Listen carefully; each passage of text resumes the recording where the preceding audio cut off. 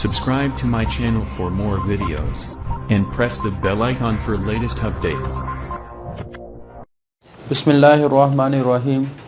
Dear student, आज का जो हमारा टॉपिक है वो बहुत ही इम्पॉर्टेंट है और इसमें एक बहुत ही इम्पॉर्टेंट शॉर्ट क्वेश्चन आता है और एक बहुत ही इम्पॉर्टेंट लॉन्ग क्वेश्चन आते हैं। अच्छा, जो शॉर्ट क्वेश्चन हमने डिस्कस करना है कि kidney as a osmoregulatory organs. अभी तक हमने जितना डिस्कस किया है कि kidney as a excretory organ discuss किया कि किडनी का बहुत ज़्यादा रोल है इन एक्सक्रीशन ऑफ वेस्ट, लेकिन आज हम डिस्कस करेंगे कि किडनी ऑस्मो रेगुलेशन का काम भी करते हैं। ऑस्मो रेगुलेशन की डिटेल हम पहले पढ़ चुके हैं। ऑस्मो रेगुलेशन इन एनिमल के अंदर ये डिटेल से डिस्कस हुआ है कि ऑस्मो रेगुलेशन का मतलब क्या है। ऑस्मो रेगुलेशन का मतलब ये है कि वाटर का बैलेंस रखना लिविंग ऑर्गेनिज्म की बॉडी में, ये ऑस्मो रेगुलेशन कहलाते हैं। अब ऑस्मो रेगुलेशन होती कैसे है? अगर बॉडी में ज़रूरत से ज़्यादा पानी आ जाए तो उसको बाहर निकाल दो, अगर ज़रूरत से कम हो तो उसको स्टोर करने की कोशिश करो। तो इसी तरह किडनी ने भी इसी फंक्शन को अडॉप्ट किया है कि जब पानी ज़्यादा होता है बॉडी के अंदर तो किडनी डाइल्यूटेड यूरिन बनाते हैं ताकि एक्स्ट्रा पानी को बाहर निकाला जाए, और जब बॉडी के अंदर पानी की कमी होती है, जैसे गर्मियों जो समर सीज़न है या गर्मियों का सीज़न है, इसमें चूँकि बॉडी के अंदर पानी की कमी हो जाती है तो किडनी क्या करता है, फिर कंसनट्रेटेड यूरिन बनाता है, ज़्यादा पानी को बाहर निकलने नहीं देता। तो इसी वजह से हम कह सकते हैं किडनी वाटर की अवेलेबिलिटी के ऊपर बॉडी के अंदर यूरिन बनाता है। पानी ज़्यादा हुआ डाइल्यूटेड यूरिन बनेगा, पानी कम हुआ कंसनट्रेटेड यूरिन बनेगा। तो यही बात लिखी हुई है कि production of varied concentration of urine depending upon availability of water, कि किडनी ने यूरिन बनाना है, उसकी कंसंट्रेशन मुख्तलिफ हो सकती है। ये किस पे डिपेंड करते हैं? पानी कितना अवेलेबल है। और यही बात शो करती है it exhibit kidney as a osmoregulatory organs. तो किडनी इस वजह से ऑस्मो रेगुलेटरी ऑर्गन कंसिडर किया जाता है। इस वजह से हम कहते हैं ऑस्मो रेगुलेटरी रोल प्ले करता है along with excretory role. Excretory role तो इसने प्ले करना ही करना है, लेकिन ये ऑस्मो रेगुलेटरी रोल भी प्ले करता है। उसके बाद जब हम इसकी थोड़ी सी डिटेल में आते हैं, जैसे अगर पानी की बॉडी में कमी हो इन रिस्ट्रिक्टेड सप्लाई, तो किडनी क्या करता है, पानी को महफूज करने की कोशिश करता है। Conservation of water is the principal function of the body, कि बॉडी का जो सबसे बड़ा फंक्शन होगा वो पानी को बचाना होगा। और ये कैसे किया जाता है? दो मैकेनिज्म, एक को हम कहते हैं काउंटर करंट मल्टीप्लाई और दूसरे को हम कहते हैं हार्मोन्स। अब ये दोनों कैसे काम करती है इसकी डिटेल अभी हम डिस्कस करेंगे। दूसरी चीज़ क्या है, अगर बॉडी के अंदर पानी ज़्यादा हो तो इस कंडीशन को हम कहते हैं बॉडी में हाइपो ऑस्मोटिक फ्लूइड्स आ गए हैं, या हाइपोटोनिक भी इसको कहा जा सकता है। तो हाइपो ऑस्मोटिक या हाइपोटोनिक का मतलब क्या है? बॉडी में ज़रूरत से ज़्यादा पानी है। तो फिर क्या होता है कि जो वाटर की रीएब्जॉर्प्शन है, वाटर को वापस स्टोर करने की जो प्रॉपर्टी है उसको कम कर दिया। अब ये कैसे कम किया जाता है? एडीएच को इनहिबिट करती है, एक हार्मोन है, इसका रोल क्या है इसको भी हम डिस्कस करेंगे। एडीएच को इनहिबिट कर दिया जाता है। एडीएच के इनहिबिट होने से रीएब्जॉर्प्शन कम हो जाएगी, और रीएब्जॉर्प्शन के कम होते ही यूरिन क्या, जब रिडक्शन इन रीएब्जॉर्प्शन, जब रीएब्जॉर्प्शन कम होगी तो उसका इफेक्ट क्या होगा कि प्रोडक्शन ऑफ डाइल्यूटेड यूरिन, कि डाइल्यूटेड यूरिन प्रोड्यूस होना शुरू हो जाएगा। और जो जितने भी मेमेलियन किडनी है, ख़ास तौर पे इंसान भी इसमें शामिल है, वो 99.5% तक 99.5% तक वाटर को स्टोर कर सकते हैं, यानी इतने ज़्यादा एफिशिएंट है। तो अब ये काम होता कैसे है कि रिस्ट्रिक्टेड सप्लाई में पानी, आप क्या, रिस्ट्रिक्टेड सप्लाई के अंदर, रिस्ट्रिक्टेड सप्लाई में जो पानी यूरिन को कंसनट्रेटेड कैसे बनाया जाता है, और जब अबंडेंट सप्लाई हो तो फिर यूरिन आप कह सकते हैं डाइल्यूटेड कैसे बनता है। तो इस टॉपिक को हमने डिस्कस करना है। तो कंसंट्रेशन ऑफ एक्सक्रीटरी प्रोडक्ट, या आप इसको इन सेंस ये भी कह सकते हैं हाउ यूरिन इज कंसनट्रेटेड। ये दोनों कंसंट्रेशन ऑफ एक्सक्रीटरी प्रोडक्ट, कि जो एक्सक्रीटरी प्रोडक्ट है यानी यूरिन जो है उसको कैसे कंसनट्रेटेड बनाया जाता है। तो जिस वक्त हम बात करते हैं यूरिन की कंसंट्रेटेड होने की, तो तो हमने नेफ्रॉन की जब टाइप्स को डिस्कस किया था, उस टाइप में हमने एक बात कही थी और ये भी कहा था कि जो कंसंट्रेशन ऑफ यूरिन का काम है वो जक्स्टा मेडुलरी नेफ्रॉन का काम है। तो अब जक्स्टा मेडुलरी नेफ्रॉन है, इसकी डेफिनेशन हम पहले डिस्कस कर चुके हैं।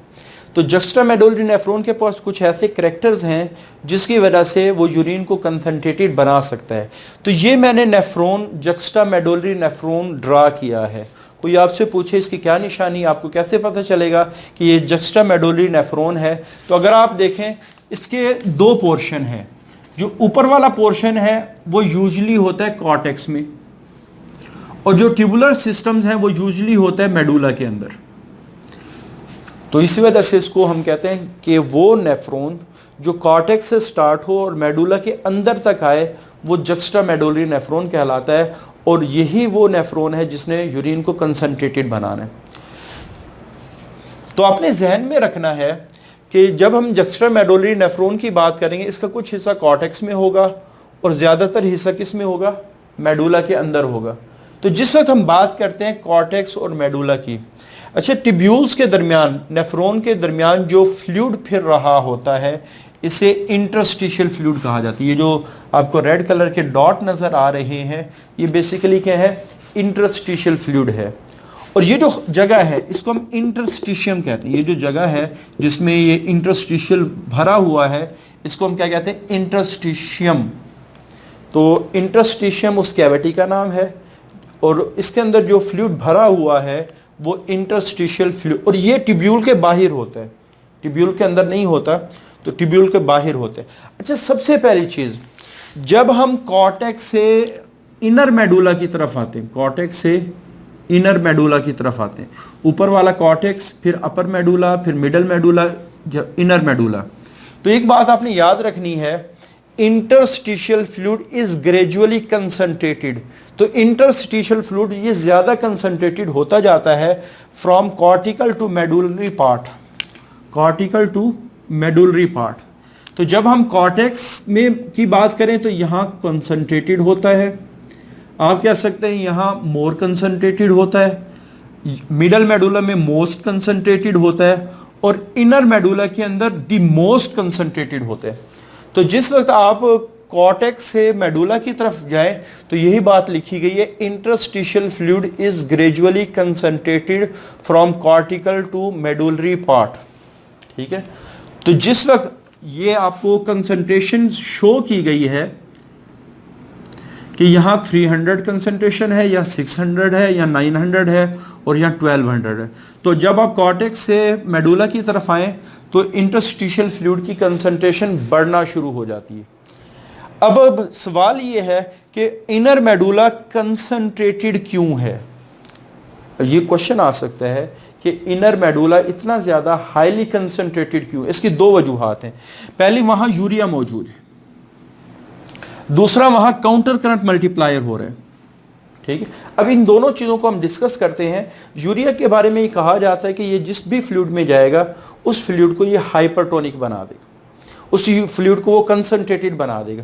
अब यूरिया आता कहाँ से है? एक प्रोसेस होता है जिसको हम कहते हैं यूरिया रिसाइकलिंग। बेसिकली ये आता है कलेक्टिंग डक्ट से आता है और फिर यहाँ से चला जाता है। जितनी देर ये इंटरस्टिशियल फ्लूइड में स्टे करता है ये इसको बहुत ज़्यादा कंसंट्रेटेड बना देते हैं। इट इज़ हाईली हाइपरटोनिक या हाईली हाइपरटोनिक या हाईली कंसंट्रेटेड।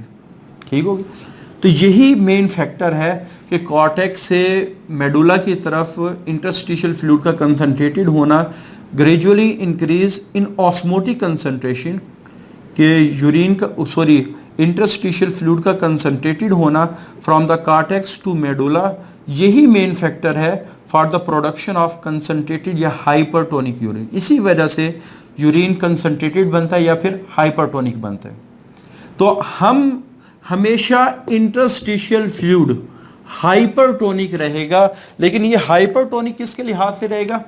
अंदर जो यूरिन मूव कर रहा है उसके लिहाज से। अंदर हाइपोटोनिक, हमेशा अंदर क्या होगा? हाइपोटोनिक होगा। अंदर क्या होगा? हाइपोटोनिक। सिर्फ फर्क ये है कि जब हम डीप मेडुला की तरफ आए, ये हाइपरटोनिक जो कंडीशन है ये बहुत ज़्यादा बढ़ जाती है। तो जिस वक्त हम बात करते हैं हाइपरटोनिक की, तो यूरिन को कंसंट्रेटेड बनाने के दो मैकेनिज्म हो रहे हैं। एक को हम कहते हैं काउंटर करंट मल्टीप्लायर और दूसरे को हम कहते हैं हार्मोन्स। ये दोनों मैकेनिज्म मिलकर यूरिन को कंसंट्रेटेड बनाते हैं। अब ये यूरिन को कंसंट्रेटेड बनाते कैसे हैं, पहले हम काउंटर करंट मल्टीप्लायर को डिस्कस करेंगे, फिर हम हार्मोन्स को डिस्कस करेंगे। सबसे पहले जब हम बात करते हैं हाइपरटोनिक की, तो हाइपरटोनिक का मतलब क्या है, बाहर साल्ट ज़्यादा है, अंदर बाहर पानी कम है। अंदर साल्ट कम है, अंदर पानी ज़्यादा है।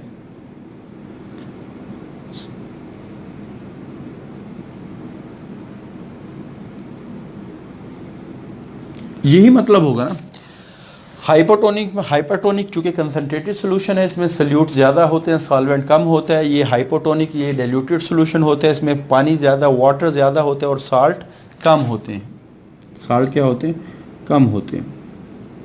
अच्छा, सबसे पहले जो काउंटर करंट मल्टीप्लायर है वो सिर्फ लूप ऑफ हेनले में होता है। अब लूप ऑफ हेनले में सबसे पहले अगर हम नीचे जो लूप आ रहा है इसको हम कहते हैं असेंडिंग लूप, और जो ऊपर जा रहा है इसको हम कहते हैं, जो नीचे आ रहा है वो डिसेंडिंग है, और जो ऊपर जा रहा है वो ये डिसेंडिंग है, ये असेंडिंग है। तो सबसे पहली चीज, जो डिसेंडिंग लूप ऑफ हेनले है, ये वाला जो डिसेंडिंग लूप ऑफ हेनले है, it is permeable to water. ये पानी के लिए परमिएबल है, और जब भी पानी को खुद इजाजत दे दी जाए कि वो किसी भी डायरेक्शन में मूव कर सकता है, तो वो हमेशा हाई कंसंट्रेशन से लो कंसंट्रेशन की तरफ मूव करेगा।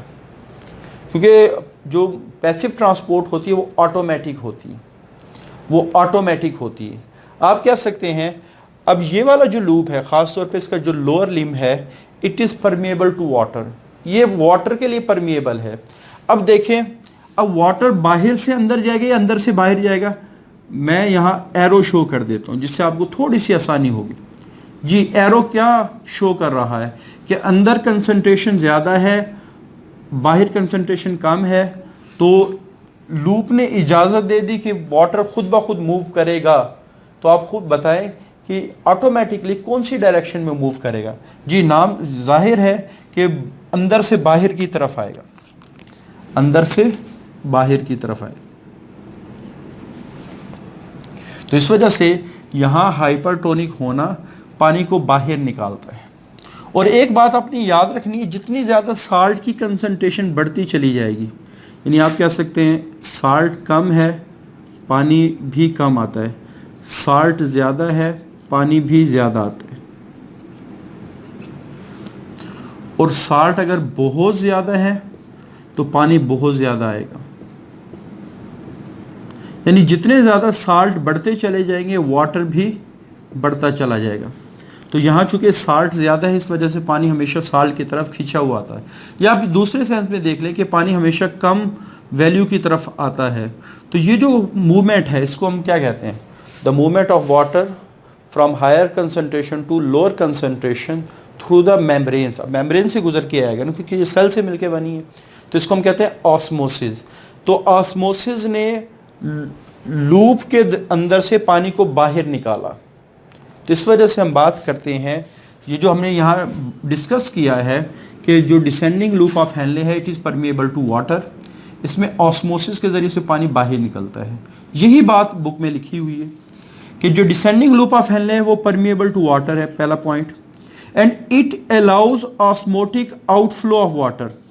पानी को बाहर निकलने पड़ेगा, और जिस मैकेनिज्म के ज़रिए से निकलेगा वो क्या है, ऑस्मोटिक आउटफ्लो। ठीक है, तो पहला काम तो ये हुआ कि पानी ऑस्मोसिस के ज़रिए से बाहर निकला।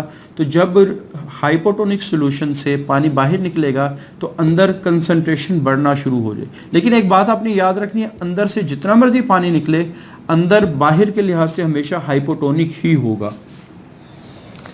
उसके बाद दूसरे लिम्ब की तरफ आते हैं। ये है हमारे पास असेंडिंग।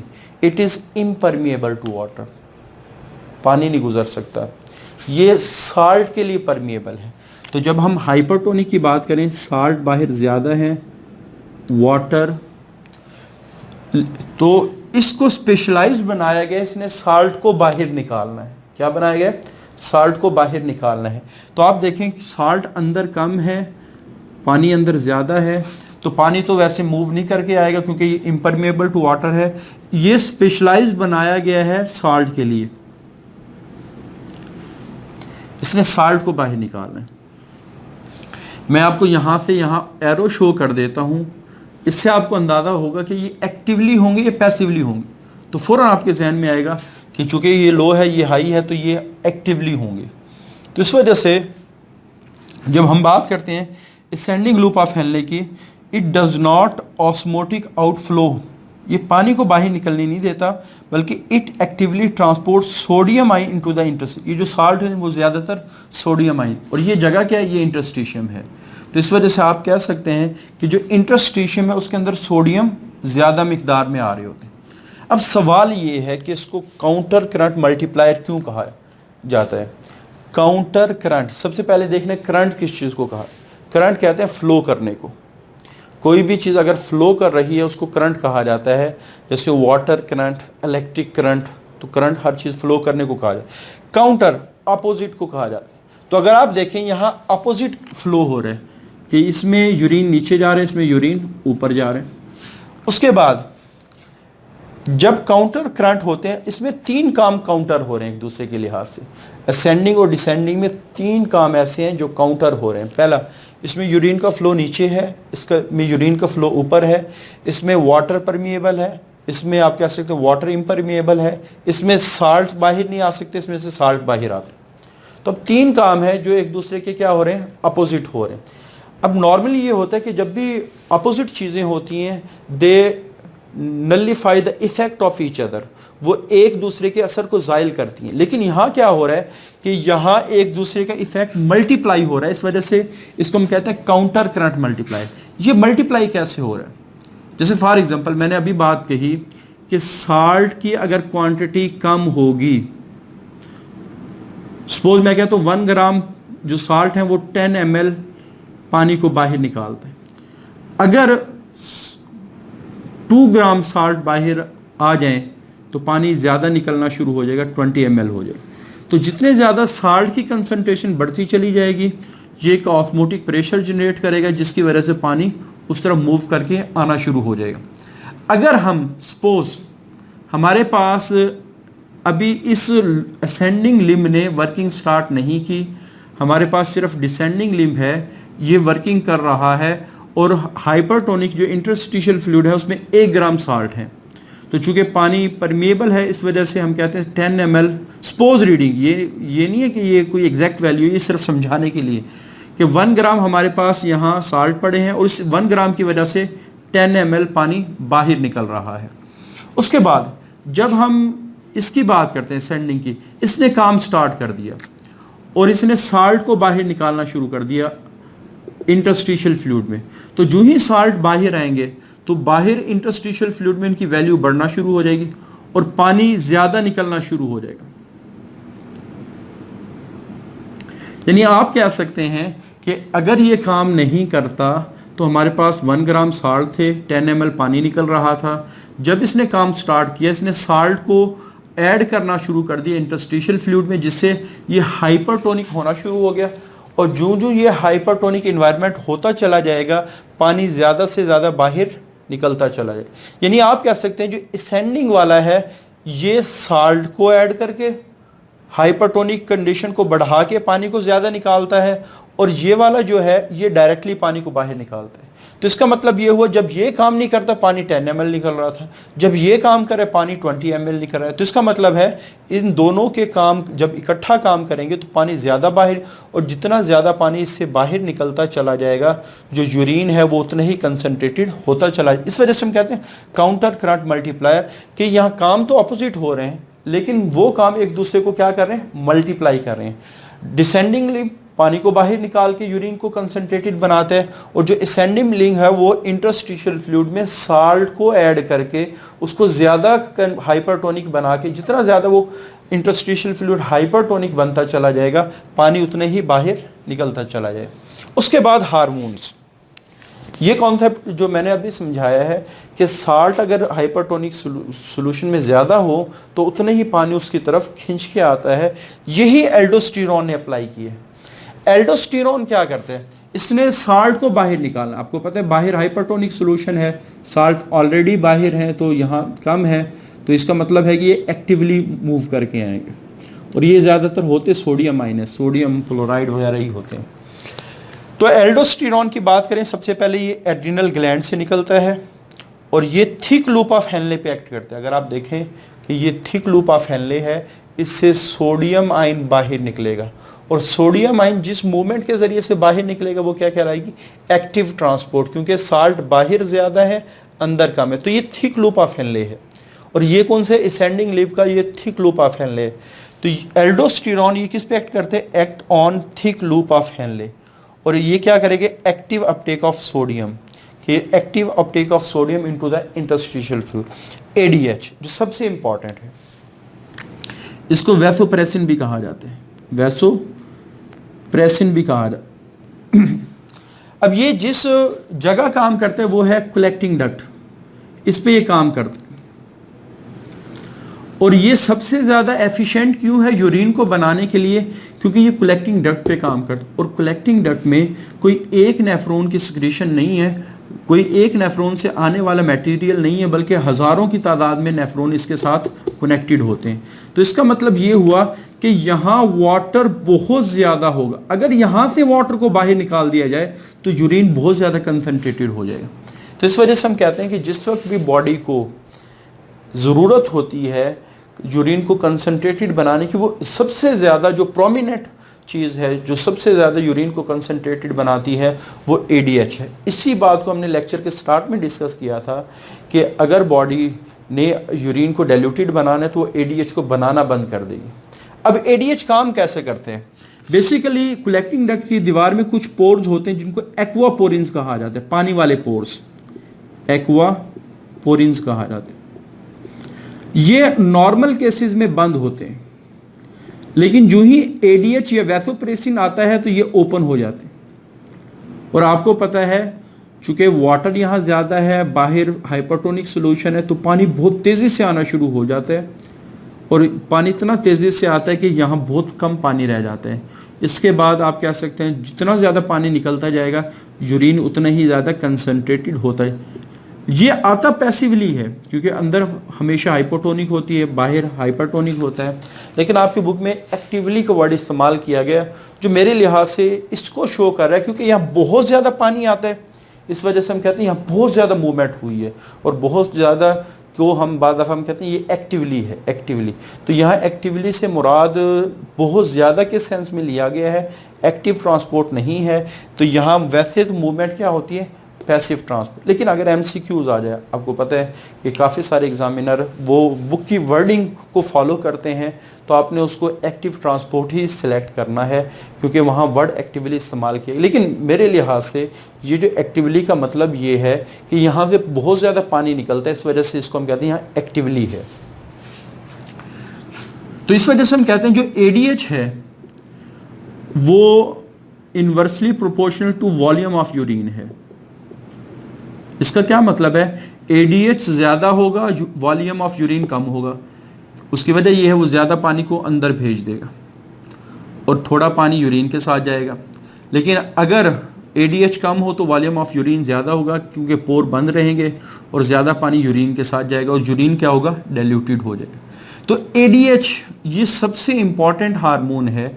तो एडीएच रिलीज कहाँ से होता है, by posterior lobe of pituitary gland. Pituitary gland का जो लूब है पोस्टीरियर, पेट्यूटरी ग्लैंड के 3 लूब्स हैं, ये हम पढ़ेंगे भी सही आगे, एंटीरियर, मीडियन और पोस्टीरियर लूब से ये सिक्रीट होता है और ये कलेक्टिंग डक्ट पे काम करते हैं एक्टिवली ट्रांसपोर्ट द वाटर। यहाँ एक्टिवली का मतलब बहुत ज़्यादा के मानों में आप लेंगे, वैसे होती है यहाँ पैसिवली ट्रांसपोर्ट, लेकिन एमसीक्यूज आ जाए तो आपने एक्टिव ट्रांसपोर्ट ही लगाना है क्योंकि वर्ड यहाँ एक्टिवली इस्तेमाल किया गया। तो ये जितना ज़्यादा पानी अंदर आएगा उतना ही ज़्यादा आप कैसे। हाँ, अब एक आखिरी बात जो सबसे इम्पॉर्टेंट है, जब पानी अंदर आ रहा है इंटरस्टिशियल फ्लूइड के, तो जाहिर बात है पानी के अंदर आने से ये हाइपोटोनिक में कन्वर्ट हो जाएगा। ये बात आपने जहन में रखनी है। लेकिन इस इंटरस्टिशियल फ्लूइड को कभी भी हाइपोटोनिक नहीं होने दिया जाता। अब देखो ना, पानी जब ऐड हो रहा है तो इसका मतलब ये है कि इसको हाइपोटोनिक होना चाहिए था, लेकिन कभी भी इसको हाइपोटोनिक होने नहीं दिया जाता। अब फिर इसको दोबारा हाइपोटोनिक से, पानी जब आया हाइपोटोनिक हुआ, तो हाइपोटोनिक से दोबारा हाइपोटोनिक कैसे बनाया जाता है?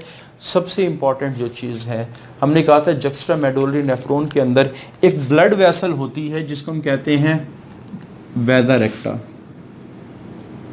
तो ये जितने भी साल्ट हैं, ये नहीं है कि यहाँ साल्ट आते चले जाएंगे, आते चले, ऐसे नहीं है।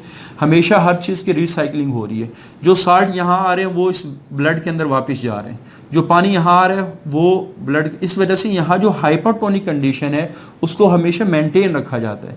ये भी कभी ज़रूरत से ज़्यादा और ज़रूरत से बहुत कम नहीं हुई, इसको भी हमेशा मेंटेन। तो यहाँ हर चीज़ की रिसाइकलिंग हो रही।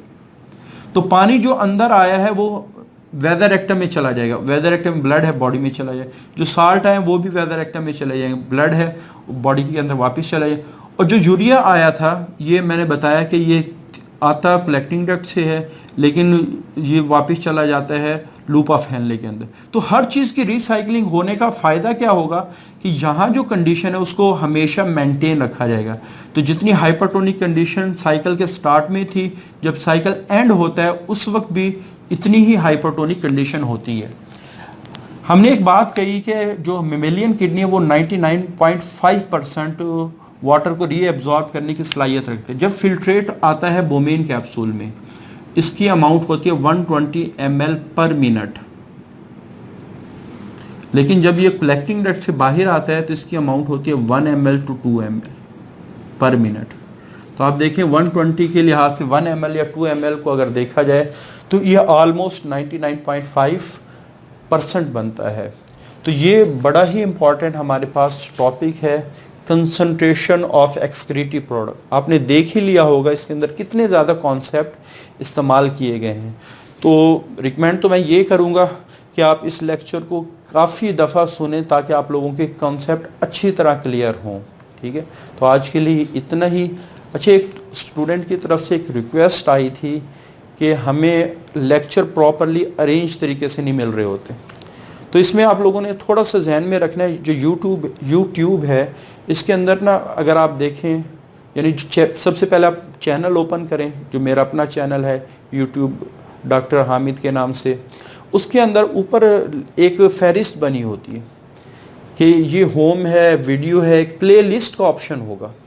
जो ही आप प्ले लिस्ट पे करेंगे तो वो आपको मुख्तलिफ़ किस्म के चैप्टर्स शो करेगा, और उस चैप्टर्स के अंदर आपको जो जितनी भी वीडियोस हैं वो सारी अरेंज तरीके से मिलेगी। ये लेक्चर नंबर 1 है, ये लेक्चर नंबर 2 है, ये लेक्चर नंबर, वो ठीक अरेंज तरीके से आपको मिलेंगी। वैसे तो यूट्यूब के अंदर अगर आप वीडियोस के ऑप्शन पे जाएं तो वीडियोस का ऑप्शन तो ये होता है ना, जो वीडियो अपलोड हो रही होती है वो हो उस सीक्वेंस से। अब यहाँ तकरीबन 3 से 4 चैप्टर एक साथ चल रहे हैं, जैसे चैप्टर नंबर 2 फर्स्ट ईयर का भी अपलोड हो रहा है, चैप्टर नंबर 15 भी अपलोड हो रहा है। तो इस वजह से वहाँ थोड़ा सा आप कह सकते हैं रैंडमली पड़ी हैं वीडियोस। तो आपने अगर अरेंज्ड वीडियोस देखनी है तो आपको प्ले लिस्ट पर जाना पड़ेगा। प्ले लिस्ट पर आपको हर चीज़ अरेंज मिल जाएगी। लेक्चर 1 से लेके जितने अब तक लेक्चर होंगे सारे के सारे आपको अरेंज तरीके से मिल जाएंगे। तो आज के लिए इतना ही। अल्लाह हाफिज़। Subscribe to my channel for more videos and press the bell icon for latest updates.